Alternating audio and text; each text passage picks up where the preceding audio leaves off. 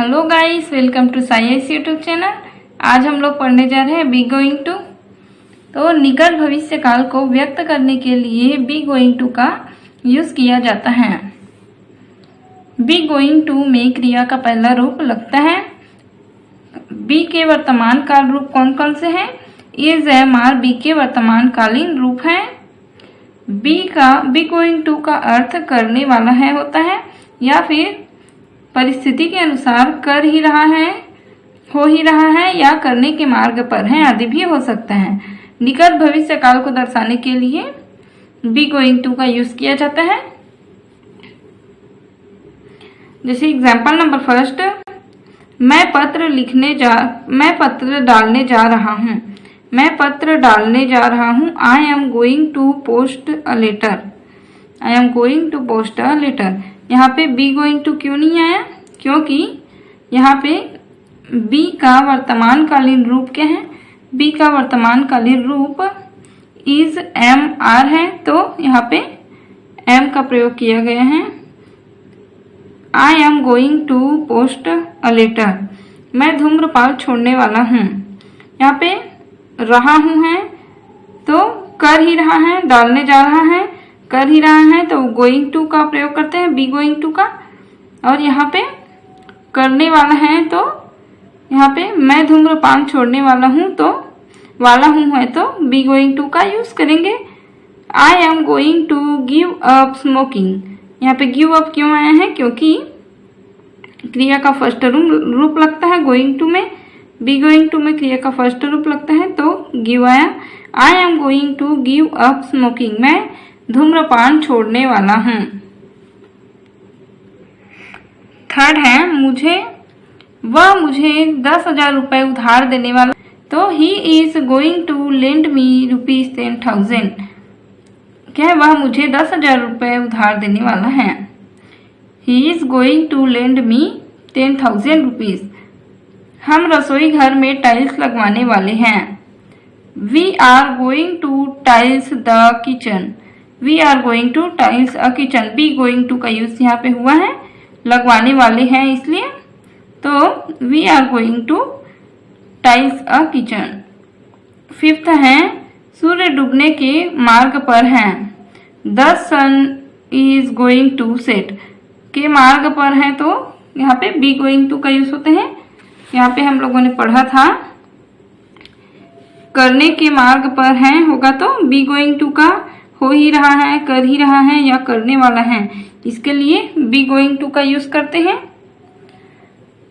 तो यहाँ पे सूर्य डूबने के मार्ग पर है तो the sun is going to set. हम लोग क्या क्या पढ़े अभी?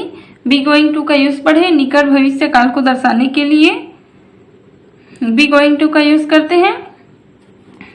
यहाँ पे बी गोइंग टू क्रिया का फर्स्ट फॉर्म लगता है, और वर्तमान बी का वर्तमान कालीन रूप क्या है? इज, एम, आर है, तो इज, एम, आर का प्रयोग करते हैं। बी गोइंग टू का अर्थ क्या है? करने वाला है, या फिर कर ही रहा है, हो ही रहा है, या करने के मार्ग पर है। उसके बाद हम लोग पढ़ेंगे बी गोइंग टू या विल। बी गोइंग टू या विल। बी गोइंग टू का प्रयोग निकट भविष्य काल को दर्शाने के लिए करते हैं, तथा विल का प्रयोग निकट या दूर किसी भी भविष्य काल के लिए किया जा सकता है।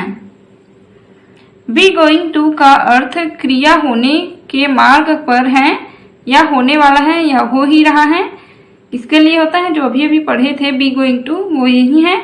उसके बाद विल का क्या होता है? अर्थ क्रिया होगा। क्रिया क्या है? होगा, तो विल का प्रयोग करेंगे। तो first example, you will fell down. You will fell down तो क्या हो जाएगा? तुम नीचे गिरोगे। यू विल फेल डाउन, तुम नीचे गिरोगे। उसके बाद क्या है? इसका बी गोइंग टू बनाएंगे तो क्या हो जाएगा? लगाएंगे तो you are going to fell down. तुम नीचे गिरने के मार्ग पर हो, या तुम नीचे गिर रहे हो। You are going to fell down, तुम नीचे गिर रहे हो। और यू विल फेल डाउन का क्या हो जाएगा? तुम नीचे गिरोगे।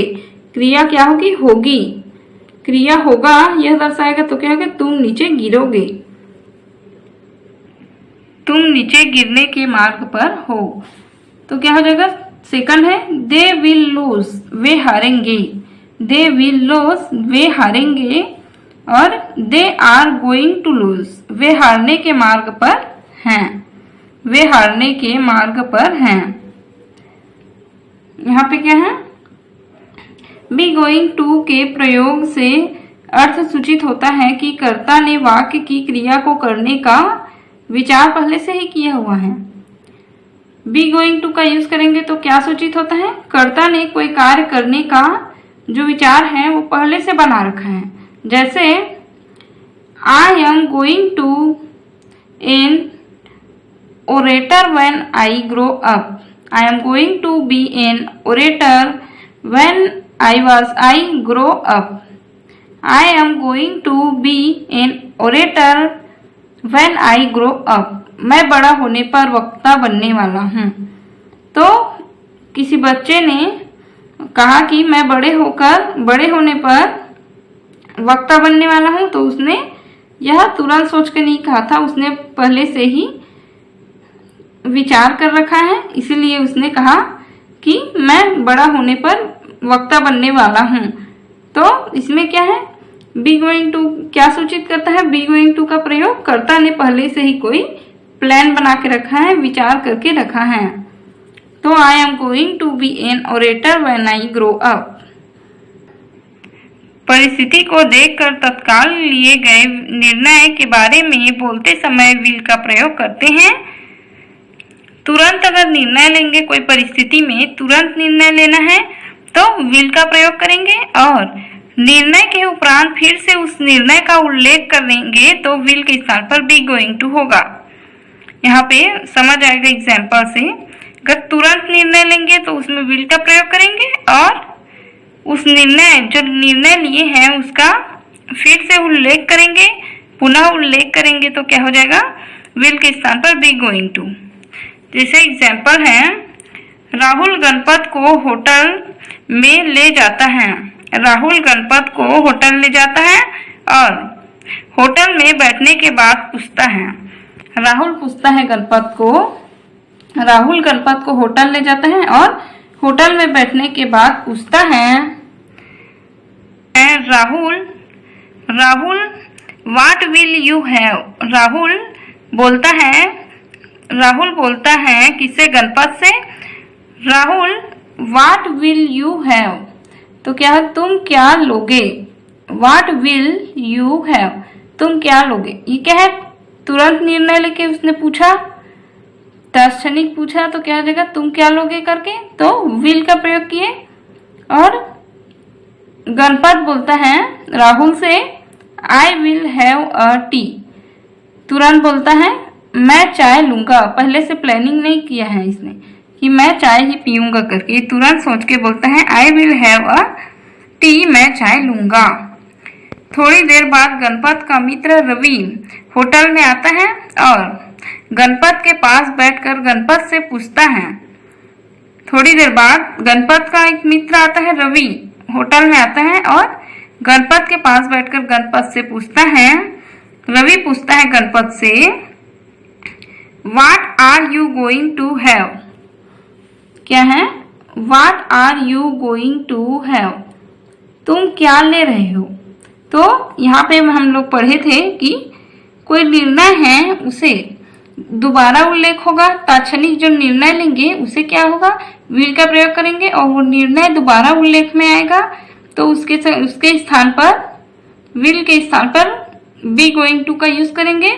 तो यहाँ पे रवि जो है गणपत से पुनः पूछ रहा है, एक बार किसने पूछा था, राहुल ने गणपत से पूछा था तो कि तुम क्या लोगे करके, अब रवि जो है गणपत से फिर पूछता है what are you going to have, तुम क्या ले रहे हो।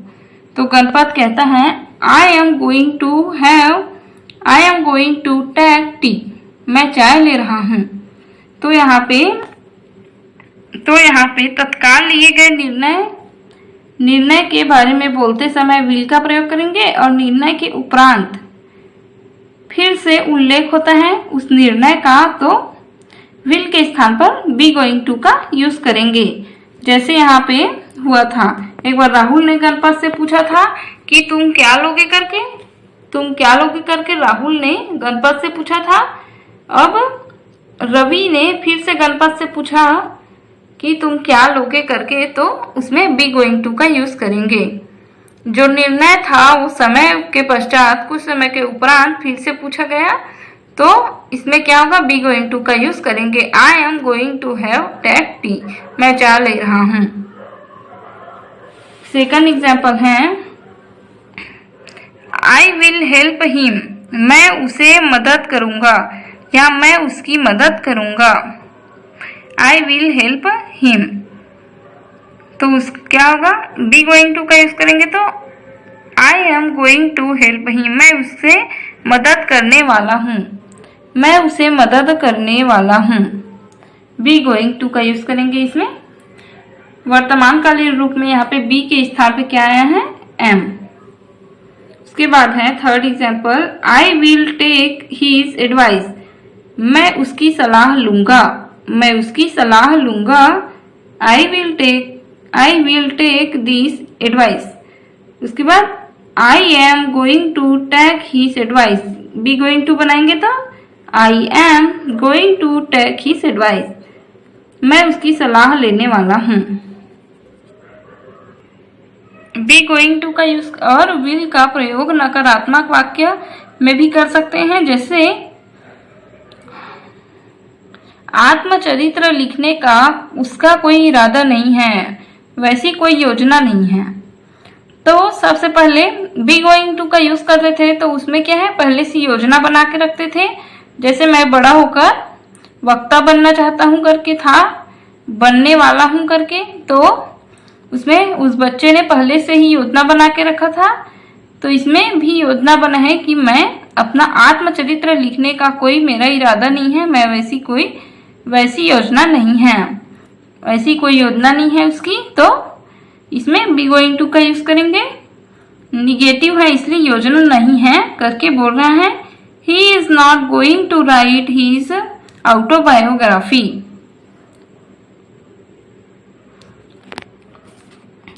उसने, अब विल का प्रयोग करेंगे तो क्या होगा, उसने खुद का चरित्र नहीं लिखने का निर्णय लिया है। इसमें निर्णय लेने की बात आती है। He will not write his autobiography. He will not write his autobiography. Be का प्रयोग भूतकाल में भी किया जा सकता है, जैसे बी इज, तब बी के स्थान पर बी के भूतकाल का रूप आएगा। जैसे वहां पे वर्तमानकालीन रूप आता था इज एम आर, तो यहाँ पे भूतकालीन रूप भूतकाल में भी यूज किया जा सकता है बी गोइंग टू का। तो यहाँ पे भूतकालीन रूप क्या हो जाएगा, वाज वेयर के साथ बी का प्रयोग होगा। वाज वेयर बी के भूतकालीन रूप है। जैसे फर्स्ट एग्जाम्पल, वह मुझे पत्र लिखने वाला था, वह मुझे पत्र लिखने वाला था। यहाँ पे भूतकाल के लिए प्रयोग हो रहा है तो था है यहाँ पे। तो he was going to write a letter, write me a letter, he was going to write me a letter। Second, वह कार खरीदने वाला था, he was going to buy a car। Going to के स्थान पर गो और कम इन क्रियाओं का भी प्रयोग गलत नहीं है, लेकिन ज्यादातर प्रयोग में नहीं आता है ये। He is going to go, he is going to come, वह आने वाला है या आ ही रहा है, या वह आने वाला, यह जाने वाला है या जा ही रहा है, तो क्या ऐसा होगा। लेकिन यहाँ पे ही इज गोइंग टू गो या ही इज कमिंग गोइंग टू कम, इसका प्रयोग नहीं होता है। इसके स्थान पे बहुत आसान वाला ही is going he is coming का प्रयोग करते हैं, क्योंकि ये आसान होता है। He is going he is coming. तो यहाँ पे हम लोगों ने क्या पढ़ा, बी गोइंग टू और विल। बी गोइंग टू का प्रयोग निकट भविष्य काल को दर्शाने के लिए, विल का प्रयोग दूर या निकट किसी भविष्य काल को दर्शाने के लिए होता है। बी गोइंग टू का अर्थ क्रिया होने के मार्ग पर है, या होने वाला है, या हो ही रहा है, इसके लिए बी गोइंग टू का यूज करते हैं। और विल का अर्थ क्रिया होगा, यह दर्शाने के लिए विल का प्रयोग करते हैं। इसके अर्थ क्या क्या पढ़े, बी गोइंग टू का अर्थ क्या सूचित करता है कि कर्ता ने पहले से ही कोई कार्य करना है, उसके पहले से ही विचार कर रखा है। कर्ता ने वाक्य की क्रिया को करने का विचार पहले से ही किया हुआ है, पहले से ही विचार करके रखेगा। परिस्थिति देखकर तत्काल किए गए निर्णय के बारे में बोलते समय विल का प्रयोग करेंगे, लेकिन निर्णय के उपरांत फिर से उल्लेख करते समय यहाँ पे क्या है, विल के स्थान पर बी गोइंग टू का प्रयोग करते हैं। तत्काल लिए गए निर्णय में विल का, और निर्णय के उपरांत फिर से उल्लेख करेंगे तो विल के स्थान पर बी गोइंग टू का यूज करेंगे। इतना पढ़े। उसके बाद ये एग्जाम्पल, उसके बाद क्या पढ़े, बी गोइंग टू का प्रयोग भूतकाल में होता है। बी के स्थान पर बी के भूतकाल के रूप आएगा वाज या वेयर। बी गोइंग टू का यूज कहाँ पे करेंगे, भूतकाल में करेंगे। तो बी, जो ये बी है उसका भूतकालीन रूप आएगा क्या है, वाज और वेयर। उसके बाद क्या पढ़े थे, बी गोइंग टू का यूज कहाँ पे कर सकते हैं, he is going to go और he is coming to, he is going to come. Okay guys, आज के वीडियो यहीं पे खत्म होता है। मिलते हैं नेक्स्ट वीडियो में। अगर आपको मेरा वीडियो पसंद आया तो लाइक करें, चैनल को सब्सक्राइब करना ना भूलें। Thank you guys, thank you very much.